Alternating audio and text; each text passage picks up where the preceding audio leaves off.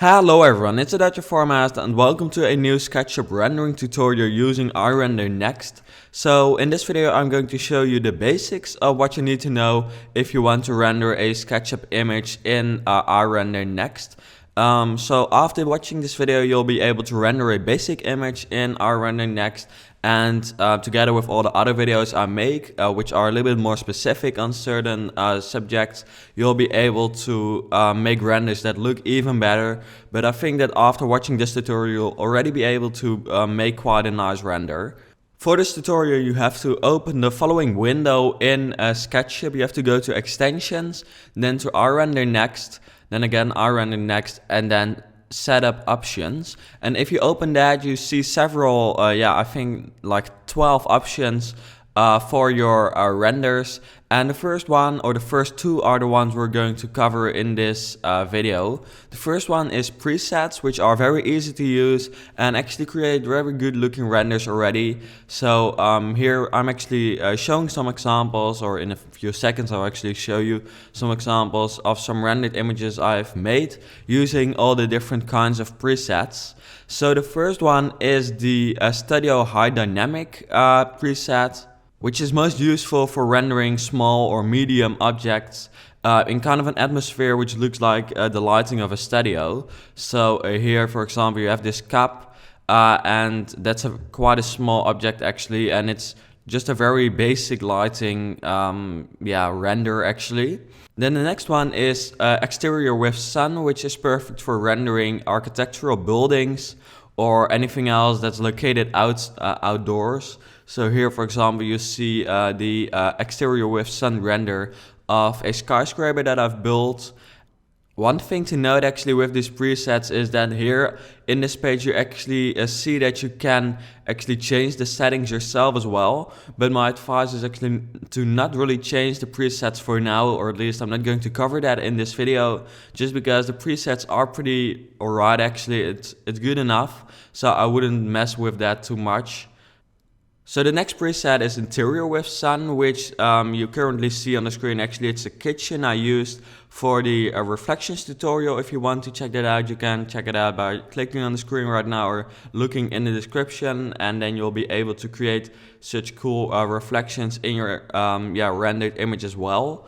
But as you can see, the light from this, or in this render, comes from the sun actually, and not too much from the lights that I've added, the artificial lights. Though with the next one, which is Interior without Sun or no sun, there the light, or the sun, is actually turned off, and all the light you see comes from the artificial lights that I've added, which I've, by the way, also made a tutorial on. And then the last one, it's HDRI sky plus a background. And I'm not going to go too much into that because that's kind of a hard thing to understand. So I'm going to make a separate tutorial for this HDRI sky background because it's just kind of hard to understand. So here you do see an image, and it's not a very good image, but at least you kind of get the idea. So when I do actually upload the HDRI tutorial, you'll know better what I'm actually talking about. But furthermore, I'm not going too much into that. So now we go over to the next part of the setup options of IRender Next, and that's just called Render. And here you actually see all the different resolutions that you can use to make a rendered image in SketchUp. And actually you can choose between small, medium, large and high resolution, but you can also go for a custom resolution, and then you can either use the SketchUp aspect ratio, while I personally prefer to put that off or turn it off, and then go for a resolution I personally prefer, which is 16:9, which is the perfect resolution for something like a YouTube. It's just a full screen video, in this case a picture actually, and you can even go up to a 4K picture, which would be 3840 by 2160, but of course just normal HD 1920 by 1080 can also be created in this way. But you can of course also just stay with the SketchUp the kind of preset sizes.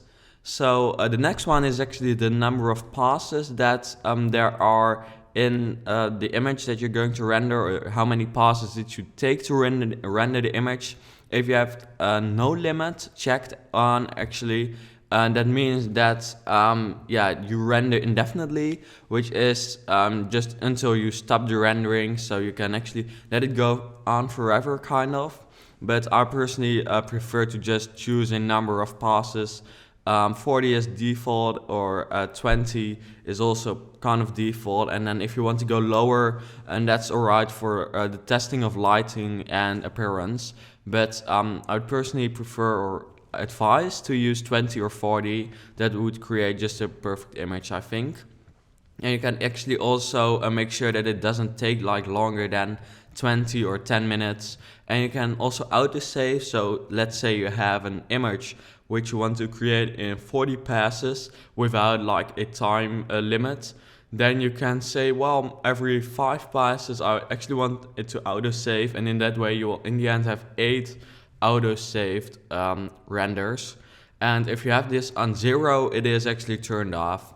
And then here you have resolution, high quality, and quick draft. I personally, if you want to have a quick draft, it's kind of what it says it is. It's just a quick image of what it will turn out to look like when you actually start rendering. But after when you render, you want to have it look good, and then I would go for high quality.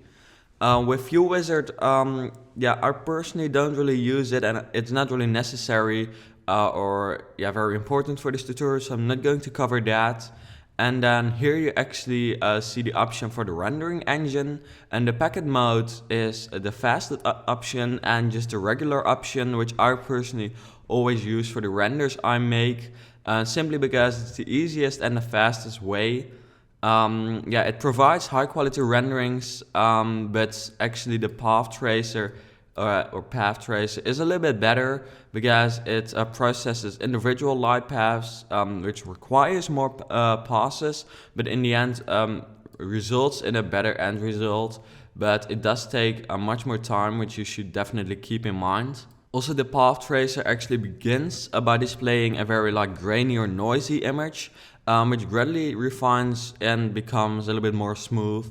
But that's something you should just remember when you're rendering and you think, well, it actually doesn't look that good in the start. In the end, it will look much better, but it will take up to hours to actually render something in the path tracer. And the last one is the hybrid engine, or actually the test engine 4 in this menu. And it's faster per pass than the path tracker, and it does create a good realistic looking image. But also this one takes much more time than the packet mode does actually.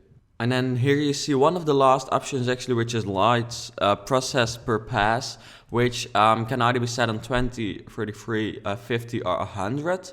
And it kind of, it says how much light is actually used in every pass. So if you have 100, all the light is actually made in the first pass already, which will take a little bit more time than if you have 33, because then 1/3 of all the light is used per path, and 33 actually seems to work best. So you just have to kind of figure that out and just see what you personally prefer and what you think is handiest for you actually. And then this last option, the processing parameters, is something I'm not going to go too much in depth into actually, because it's not very important for the basic rendering that I actually wanted to discuss in this part or this tutorial for SketchUp rendering in IRender Next, because I personally render and I actually never use this, so it's not very necessary for the basic renderings. For the more in-depth and more professional renderings, it might be, but in that way, that's also the reason that I actually am going to make more tutorials on those other subjects in the future. This was just a basic tutorial, which might be kind of strange that it is somewhere in the middle of the entire tutorial series actually, but it was just, or it was meant to be helpful for those of you who are starting to get to know the program. In the next videos, I'm actually going to cover very more in-depth things like the HDRI, which I mentioned in the previous videos, and backgrounds and all that kind of stuff. And of course, I've already made videos on lighting and adding lighting channels and reflections, like I said, and making animations, which was really cool. So you can actually check that out on my channel and in a playlist on my channel, and that way you can actually get to know more about this very good rendering program for SketchUp. It actually creates very good rendered images. So yeah, I hope you found this tutorial useful and enjoyable, and then I hope to see you back in another tutorial. Good luck with rendering.